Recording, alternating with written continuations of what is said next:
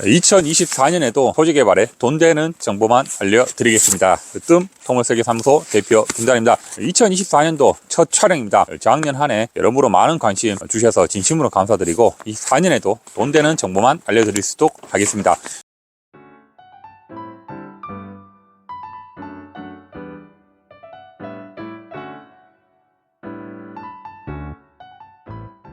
오늘 올해 첫 주제를 이렇게 한번 잡아봤습니다. 땅의 가치 급상승, 개발행위 허가 이것만 알면 됩니다 라고 했는데, 사실 그 토목 관련해 가지고 허가에 보면 명칭 자체가 낯선 게 되게 많습니다. 뭐 예를 들면 농지 전용 허가, 뭐 산지 전용 허가, 뭐 오늘 말씀드릴 개발행위 허가, 아니면 구고 전명, 도로 전명, 이런 부분이 있는데 좀 낯선데 여러분 들으면 금방 이해가 됩니다. 그래서 오늘은 우리가 여러분들께서 저희한테 문의가 오면 어떻게 처리가 되고 진행이 되는지에 대해서 구체적으로 말씀을 드릴 수 있도록 하겠습니다. 여러 가지 블로그도 많고 인터넷 검색하면 자료도 많지만 오늘 영상 하나로 여러분들의 토지 개발의 모든 바이블이 되지 않겠나, 이렇게 생각을 하면서 주제를 설명을 드릴 수 있도록 하겠습니다.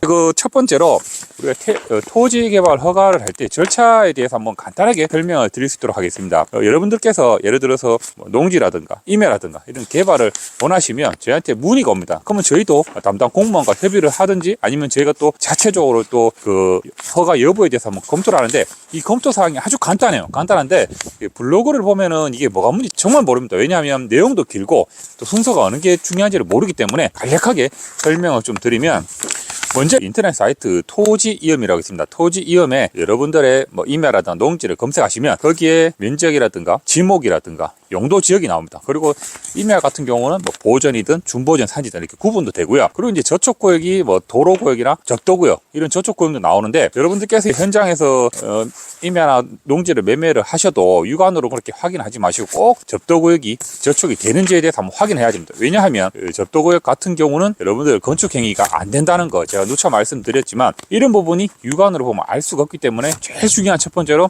토지이음에서 용도지역 및 저촉구역을 확인한다. 또 기존 지목상 도로가 있는지 확인한다. 이게 저희 용역사에서도 가장 먼저 검토하는 부분입니다. 그래서 여기서 잠깐 말씀드리면, 우리 같은 도시계획 전문가 아니면 토지개발 전문가에서 가장 중요한 게 뭐라고 이렇게 생각이 듭니까? 라고 물어보면 그 첫 번째가 용도지역의 이해입니다. 용도지역도 분야가 종류가 되게 많습니다. 이런 분야를 여러분들께서 개념 이해가 되면은 토지 개발은 아마 여러분들 손에서 놀지 않겠나라는 생각이 많이 듭니다. 그래서 가장 중요한 부분인데, 사실 이 부분에 대해서는 제가 상단에 용도지역의 이해에 대해서 영상을 찍은 게 있습니다. 그래서 그 영상을 한번 참고를 해주시고, 용도지역으로 그 건축 허가 가능 여부 및 건폐율 체킹인데, 이 용도지역에 따라서 1종 근린생활시설이든 2종 근린생활시설이든 이게 가능한지를 건축사님이 먼저 판단을 합니다. 판단을 하고 그에 맞춰서 건폐율이죠, 이게 몇 프로까지 건축을 할 수 있는지, 요것 또한 우리 용도지역에 따라서 건폐율이 다 나눠져 있습니다. 여기서 중요한 부분은 여러분들 항상 물어보십니다. 그 토목 공사비가 계략 얼마큼 나오고 건축 공사비 계략 얼마큼 나오는 거 물어보는데,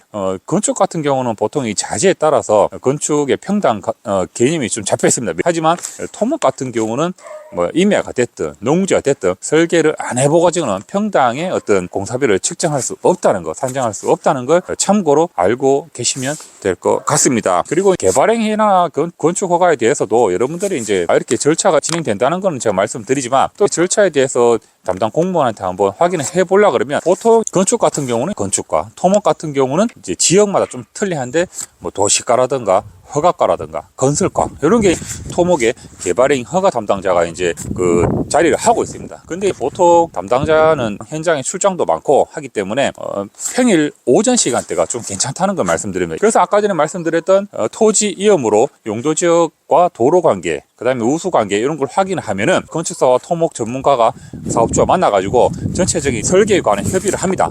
여기서 설계라는 거는 허가에 관련된 필요한 도면을 이제 설계를 하는 부분을 말씀드리는데, 큰 틀에서 말씀드리면 먼저 건축 허가가 있고요. 또 이제 그 건축 허가 있고 개발행위 허가가 있습니다. 개발행위라는 거는 간단하게 말씀드려서 우리가 농지나 임야를 대지로 전환할 때 받아야 되는 허가사항을 개발행위 허가라고 합니다. 그리고 예를 들어서 지목상 농지라면 또 추가로 농지조정 허가, 또 지목이 임야다 라고 하면 산지 전용 허가를 받고요.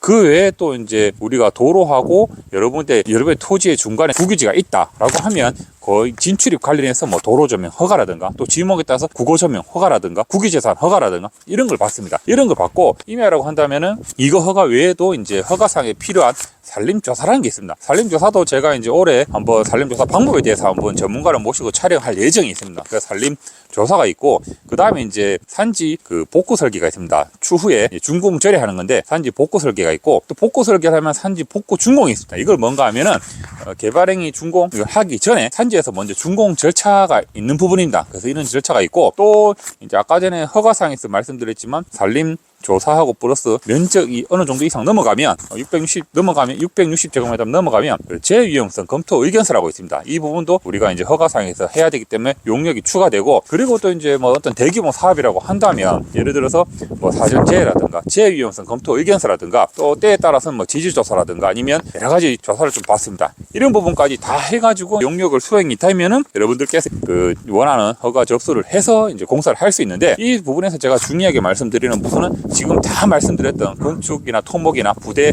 용역까지 이걸 견적을 받을 때 건축 용역비인지 토목 용역비인지 토목 용역에서 부대 용역비까지 들어가는 부분인지 이런 부분에 대해서 여러분들이 좀 구체적으로 한번 물어보셔가지고 용역비에 대한 어떤 문제가 발생되지 않도록 좀 꼼꼼하게 견적서를 받아 보셔야 된다는 게 제가 말씀드리는 키 포인트가 아닌가 싶습니다. 그리고 또 하나는 국도 같은 경우는 도로 조명 그 진출입 때문에 도로 조명을 받죠. 이런 것 같은 경우는 국도는 가감석 차선을 설치합니다. 근데 가감석을 한다는 거는 여러분들이 국도 가다 보면 주유소가 좀 많이 보입니다. 주유소 같은 경우는 들어오는 진입과 나가는 지출을 보면 굉장히 길게 형성되어 있죠. 이런 거를 이제 가감석이라고 하는데 이런 가감석을 설치할 때는 뭐 타인 임야라든가 농지라든가 저축 간섭이 될 수가 있어요. 하기 때문에 그 지적을 꼭 한번 확인해 보셔야 되는 게 굉장히 중요한 포인트가 아닌가 싶습니다. 그래서 제가 중요한 부분을 좀 말씀드렸고요.